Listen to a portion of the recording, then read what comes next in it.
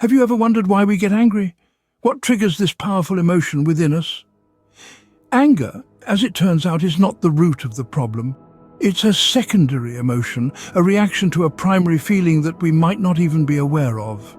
It could be a response to fear, to pain, or to frustration. These primary emotions are the real instigators, the hidden puppeteers that pull the strings of our anger. Imagine a tree. The anger we see is just the leaves fluttering in the wind, visible and tangible. But the real action is happening beneath the surface, in the roots. Those roots of fear, pain, frustration. They feed the tree, they give life to our anger. Understanding this is the first step to managing our anger. When we can identify the primary emotions that are triggering our anger, we can begin to control it. Once we learn to identify and address these primary emotions, we can start to control our anger. So, how does our perspective influence our anger? And how can we change it?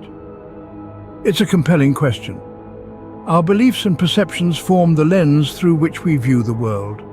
They are the filters that color our experiences, our interactions, and our reactions. When these beliefs are negative or distorted, they can fan the flames of anger. Let's take a step back. Imagine seeing the world through a different lens, a lens not clouded by preconceived notions or past experiences.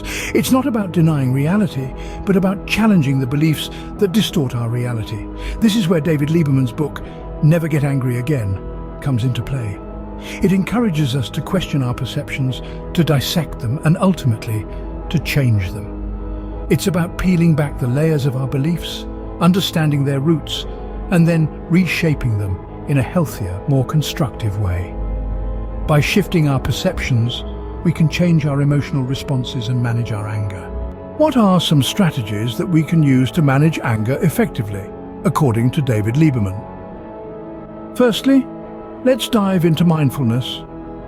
Mindfulness is about being completely present in the moment, fully aware of your surroundings and your feelings.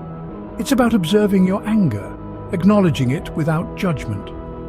Lieberman suggests that by practicing mindfulness, we can create a space between our feelings and our reactions, allowing us to respond to anger in a more thoughtful and controlled manner.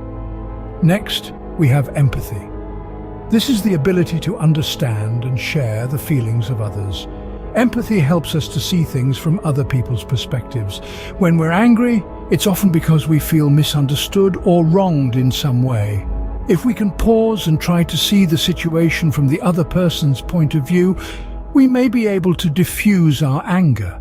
Remember, empathy isn't about agreeing with the other person, it's about understanding their position. Then there's cognitive restructuring. This is a fancy term for changing the way we think. Lieberman suggests that much of our anger comes from the way we interpret and react to situations. Cognitive restructuring involves identifying and challenging our irrational or negative thoughts. Instead of thinking, "This shouldn't be happening to me," we might think, "This is frustrating, but it's not the end of the world." By changing our thoughts, we can change our emotional response. Keep in mind that these strategies aren't quick fixes. They require practice and patience. It's about slowly changing the habits of a lifetime. You won't master them overnight, but with persistence, you can make real progress. And finally, remember to be kind to yourself. Managing anger is a challenge, and there will be times when you stumble. That's okay. What's important is that you keep trying, keep practicing. Every step you take, no matter how small, is a step in the right direction. With patience and practice, these strategies can help us take control of our anger. So, what's the key takeaway from Never Get Angry Again? From our exploration, we've seen that anger is rooted in the way we perceive and interpret events. It's not just about what happens to us, but how we view it.